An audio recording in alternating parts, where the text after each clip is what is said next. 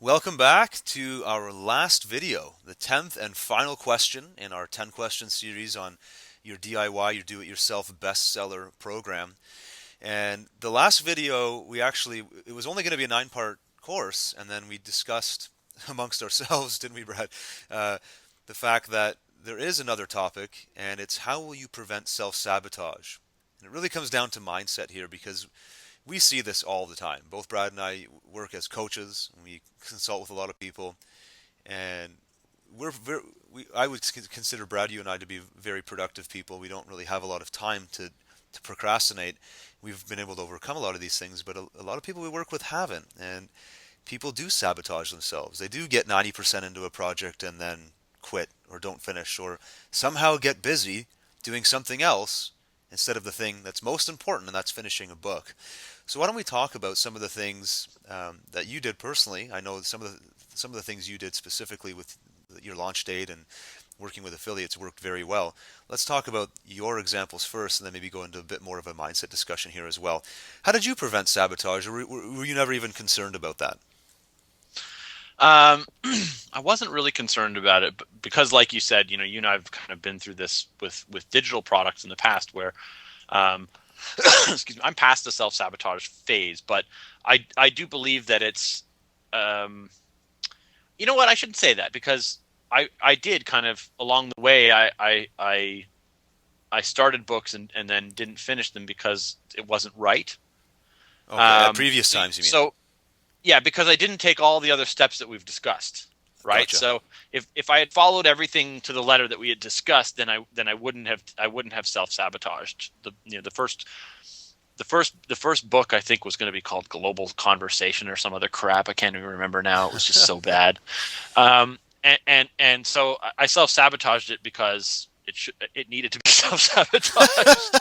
um, um, so yeah, I guess I am guilty of it too. I think we're all guilty of it, but it was also, I think deep down in my heart I knew that it wasn't right. And so if you've done any of these steps and you felt like that it wasn't genuine, then you need to go back and revisit. I think that's the first part.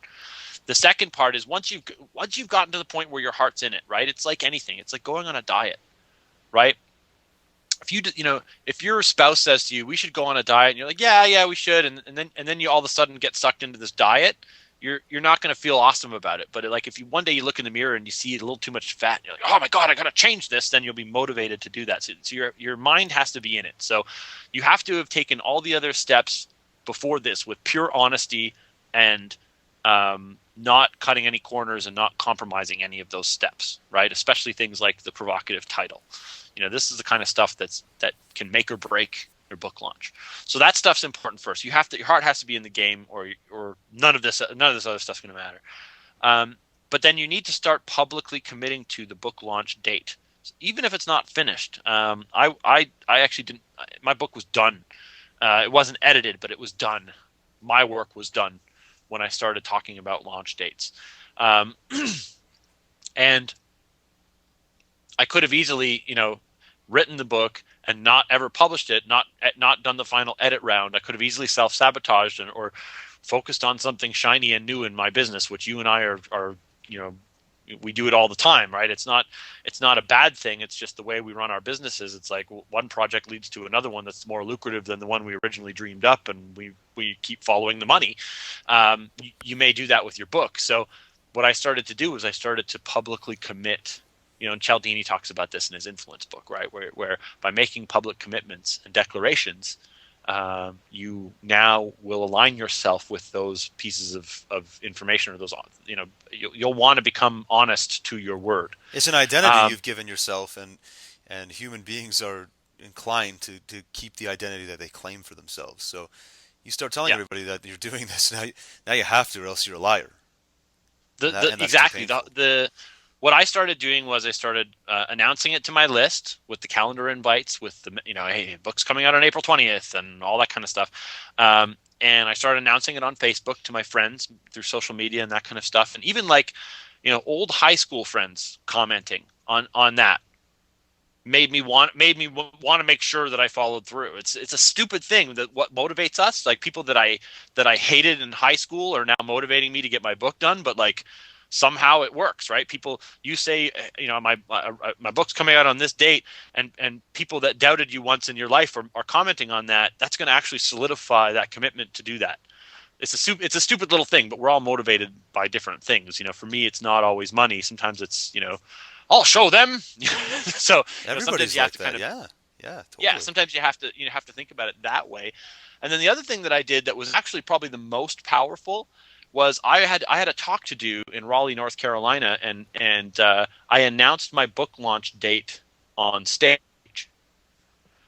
And I put a slide up that said, I even was so bold as to say, I was doing an about me, as you do in your talks. I was doing my slides and I was doing a little bit of an about me.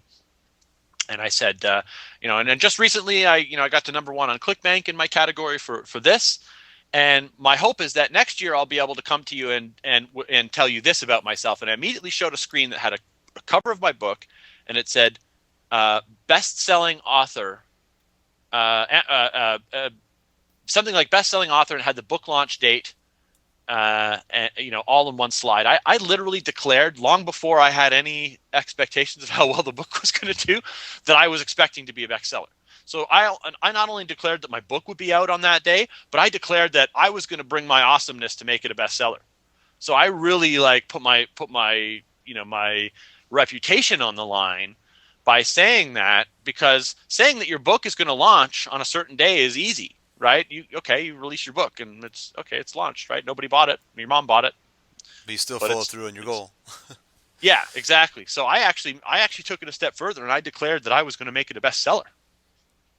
And I said, I'm hoping for this. I didn't say I'm guarantee I'm going to do this, or I'll pay each and every one of you $1,000. It wasn't like that. It was just by committing to doing that, right? It's like saying I'm going to win this race. Well, Yeah. now you're going to train harder to win the race because you want to win it. So, um, publicly declare that you're going to do that. Publicly declare what your goal is for the book, not just that it's going to be out, but what it's going to do. Yeah. Um, and whether that's by, maybe you don't have a platform where you can show up on a stage and tell 200 people that you're going to have your book out on a certain day. Maybe that's a YouTube video that only 20 people watch. It's still you making a commitment to have these goals in line on this day. And you'll be amazed at how your brain will work to make those things happen when you declare them in advance. If you Absolutely. don't, your brain will find all kinds of shortcuts and reasons why you don't have to do this. But if you Yeah. tell everyone you're doing it, that changes the whole world for you. Now you have to. You have to follow through. Yeah, and the question for this chapter is how to prevent self-sabotage. Literally what you're doing here is you're making it impossible by deliberately putting yourself into an environment where you're going to you're just going to follow through. And this I'm going to suffer embarrassment and ridicule if I don't follow through. and that's a great test to how badly you want this thing to succeed. Again, that you picked up a program here called DIY Bestseller. You're not just dabbling. You want to become a bestseller, so you need to be willing to do what it takes to get to that status. And I think I've told you this story before, Brad, but I used the exact same principle years ago, 4 or 5 years ago, when I was doing a fundraiser, and I declared in a local paper a local goal, but that there was still tens of thousands of people who read that paper that I was going to raise a certain amount of money for a charity. I declared I was going to raise $25,000 for a kids charity in 17 days because that was the day this particular drive or fundraiser was ending. And long story short, I fell short of the goal quite a bit. I raised $7,200, but that was $7,200 I wouldn't have come close to raising without that public declaration. I remember doing after that article in the paper, I was just freaking out. I was like, why would I do that? I was so mad at myself. But I remember walking into high schools and public schools and all different kinds of organizations doing this talk, like just speaking to whoever would listen to, saying, here's what I'm trying to do. Things I never would have dreamed of doing if I just kind of silently set the goal. If I just said, oh, it'd be kind of nice if I was to raise this money. Because I had told so many people I was going to do this, I found myself on a daily and sometimes hourly basis and sometimes staying up all night long doing things that I just wouldn't have done before because of that public declaration, because of the basically making the commitment before the result. And it literally forced me to do things that I never dreamed were possible, which is pretty cool when you think about it. And I'm still to this day, that's one of my more proud accomplishments, that $7,200, because I know for sure, had I not done that public declaration, it probably would have been a couple $100 that I raised, if that. Yeah. My hope was to be number one on Amazon for at least an hour, Right. right? And I got to number 40 on Amazon. So I made the top 50. I made the top 40. I made the top 100. I didn't get to number one, but I made it into all these lists. So I didn't get to my ultimate bestseller goal either. And I don't mean I made it to number one in all my categories. I made it to number 40 Amazon overall, Yeah. all products on Amazon. So that's a pretty good number to get to, but it's shy of the number one spot that I had hoped for. I actually thought my book would be above 50 Shades of Grey for an hour. I thought I could. And actually, if I had managed to force all my sales into the first hour, that may have happened for that hour. But people don't always buy in the hour that you expect them to. So, Yeah. but I think it's important to understand that without that ingredient of public declaration, it's so important. Without that, like even if it's just you standing up at your family dinner table and telling your family that you're going to do it, that's powerful. Because without that, you will your brain will negotiate with itself along the way and be like, well, I guess what, we could probably settle for this, and we didn't tell anybody we were going to do it this way, so why don't we change this? And you'll bit by bit you will negotiate with yourself for a compromise. And if you make that declaration, you won't. It's just that simple. Yeah, it's powerful. I mean, this goes way beyond publishing a book. This concept works for any area of your life where you want to make a permanent and lasting change. So use it in the context of writing your book, but I'd recommend using it everywhere where you want to have some really big changes happening in your life. That is a great summary, and I'm so glad we decided to include that 10th video, Brad, because I think without it, this whole DIY project for people could fall short. You could do all those things we talked about, right up to the publicity step, but if you don't go to work on getting your book out there and doing all the things we recommended in the previous 9 videos, there's a very good chance that the whole DIY bestseller will fall short. So do whatever you possibly can to hold yourself accountable to doing what it takes to making this an awesome project for yourself and making it a bestseller. Do you have anything to add before we close off? I just want to say, for everybody who's gone through this, I want to wish you the best of luck with your process. I know that we can obviously sit here with the benefit of hindsight and give you all the tips.